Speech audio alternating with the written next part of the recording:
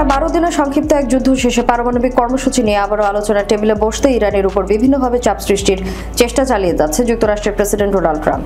সেখানে এবার তার সঙ্গে যোগ দিয়েছে ইউরোপের ক্ষমতাধর 3 দেশ ফ্রান্স, ব্রিটেন ও জার্মানি। গ্রীষ্মের শেষ নাগাদ সমঝোতার কোনো দৃশ্যমান অগ্রগতি না হলে ইরানের উপর জাতিসংঘের নিষেধাজ্ঞা পুনর্বহালের হুমকি দিয়েছে তারা।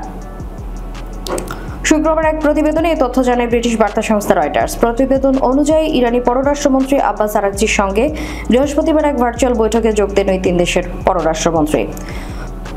তাদের সঙ্গে ছিলেন ইউরোপীয় ইউনিয়নের পররাষ্ট্র নীতি বিষয়ক প্রধান জোসেফ বোরেল। গত মাসে ইরানের পারমাণবিক স্থাপনায় ইসরায়েল ও যুক্তরাষ্ট্রের হামলাকে কেন্দ্র করে সৃষ্ট সংঘাতের পর এ প্রথমবারের মতো ইরানের সঙ্গে বৈঠক করলেন পশ্চিমা নেতারা।